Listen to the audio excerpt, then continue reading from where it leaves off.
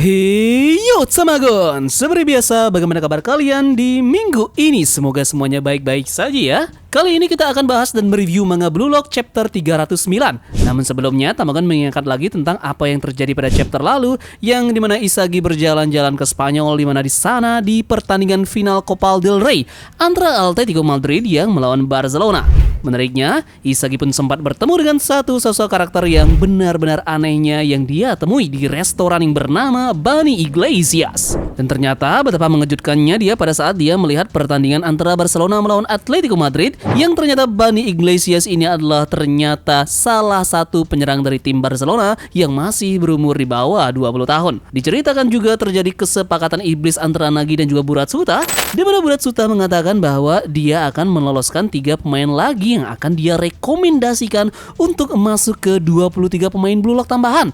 Dan salah satunya dia memilih Ito Shisai dan membujuk Nagi agar mau menerima tawaran tersebut. Kali ini bagaimanakah cerita selanjutnya dari Blue Lock? Silahkan like dan share video ini jika kalian suka dengan pembahasan dari Blue Lock terbaru.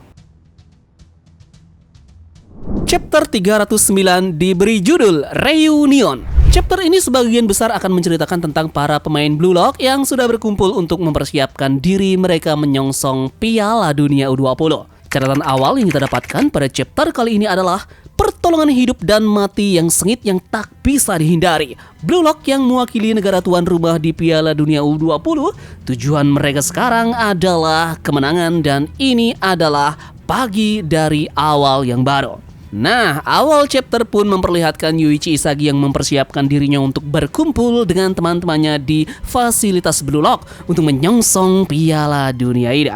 Dia bilang dalam hatinya bahwa untuk menjadi nomor 1 di dunia, aku akan mengalahkan siapapun lawannya. Isagi lantas meminta izin kepada orang tuanya dan fokusnya sekarang akan terpusat kepada latihan untuk tempat yang penuh mimpi dari Blue Lock menuju Piala Dunia. Timeline waktu yang tersisa saat ini 30 hari sebelum Piala Dunia dimulai. Isagi pun berangkat menyongsong masa depan yang baru dan di sini para pemain Blue Lock bertemu satu sama yang lainnya setelah libur 2 pekan lamanya. Mereka di sini saling bercengkrama dan juga mengobrol satu sama yang lainnya selepas mereka lama sekali tak bertemu. Di sini pun terjadi pertemuan antara Bajira, Rin, dan juga Isagi yang dimana mereka membicarakan sesuatu tentang tinggi badan. Bahkan di antara mereka pun ada yang tingginya bahkan naik 1-2 cm. Nah, mereka bertiga kemudian memasuki fasilitas Blue Lock dan kita pun melihat banyaknya pemain yang sudah berkumpul di sana. Mereka kembali melakukan sapa menyapa satu sama yang lainnya dan disinilah Ego muncul memberikan arahan kepada mereka. Ego Jinpachi di sini bilang bahwa kerja bagus atas pelatihan khusus selama 14 hari ini dan kalian semua bukan lagi orang yang sama seperti 2 minggu yang lalu. Masing-masing dari kalian telah memperoleh senjata baru dan kombinasi baru itu adalah penentu kemenangan. Hal-hal seperti ikatan atau sejarah perjalanan kalian sejauh ini atau pemikiran dangkal seperti demi Blue Lock, tinggalkanlah semuanya.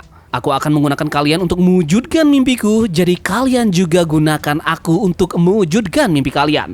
Nah, saat ini kalian berada di sini sambil memikul harapan sepak bola Jepang, tapi kenapa? Jangan jadikan momen ini sebagai puncak hidup kalian dan jangan jadi seseorang yang hanya hidup dari kenangan di tempat ini. Jadi, dengan kata lain, lampauilah semua ego kalian. Yup, di sini pun Ego lantas menjelaskan bahwa laga pertama dari para pemain ini akan melawan juara Afrika tahun lalu, yakni negara Nigeria. Dan pertandingan kedua melawan tim peringkat 1 dunia, yakni Perancis. Pertandingan ketiga pun menghadapi asal mula sepak bola yakni Inggris. Dan mulai sekarang, kita akan mulai pelatihan khusus mempersiapkan kemenangan dan ikuti aku para permata kasar. Dalam 30 hari menjelang turnamen ini, aku akan mengubah kalian menjadi tim egois yang benar-benar baru. Nah, di sini pun kita diperlihatkan beberapa panel dari para pemain yang sudah sangat bersiap dan bersemangat menghadapi camp pelatihan terakhir menjelang Piala Dunia U20.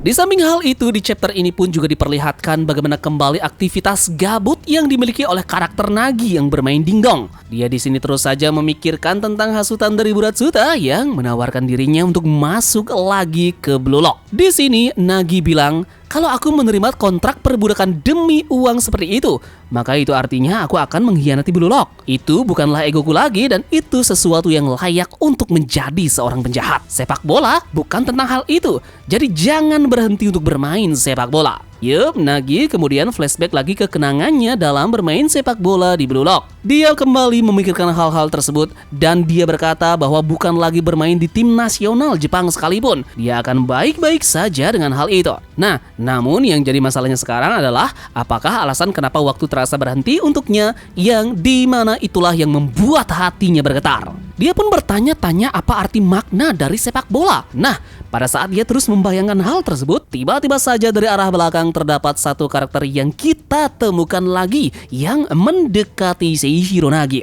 Dan tentu saja orang tersebut adalah salah satu dari player yang juga tersingkir dalam 23 pemain Blue Lock kemarin. Dia adalah Igarashi. Catatan akhir yang kita dapatkan pada chapter ini adalah yang muncul adalah mantan rekannya. Di medan perang luar negeri, semangat sang jenius pun muncul. Yup, ada beberapa hal menarik yang kita temukan pada chapter terbaru ini. Salah satunya, mereka akan menghadapi grup Piala Dunia U20 yang brutal dengan lawan Nigeria, Prancis, dan Inggris. Namun di sini Isagi dan kawan-kawannya tampak tak terpengaruh. Ego pun memulai final training camp ini dengan mengganti semua hal yang disukai oleh para pemain dengan egoisme sejati demi mendominasi di Piala Dunia U20. Nah, dan disinilah kita kembali mendapatkan panel Nagi kembali merenungkan pilihan sulit, ingin kembali tapi tak mau tunduk pada klausul yang diberikan oleh Buratsuta. Kontrak pro-nya pun menjadi sumber kebingungan. Apakah hasratnya terhadap sepak bola atau menjadi pemain Blue Lock sejati? Nah, di momen inilah juga Igarashi muncul tiba-tiba dengan menodong Nagi dengan mengisyaratkan membawa ketegangan dan misteri besar yang menjelang chapter selanjutnya nanti. Yup, jadi bagaimanakah menurut kalian pada chapter terbaru ini? Apakah Nagi kemungkinan akan mengambil keputusan final kembali kepada sepak bola dan mengambil klausul dari Buratsuta atau menolaknya dan menjadi orang biasa-biasa saja? Interaksi mendalam antara Nagi dan juga Igarashi akan kita temukan nanti pada chapter mendatang. Yup, jadi bagaimana prediksi kalian untuk Nagi dan juga Igarashi? Drop pendapat kalian di kolom komentar dan jangan lupa like, subscribe, dan tekan bel lonceng notifikasinya agar kita bisa kupas lebih dalam setiap momen perang ego di Blue Lock. Sampai jumpa egois!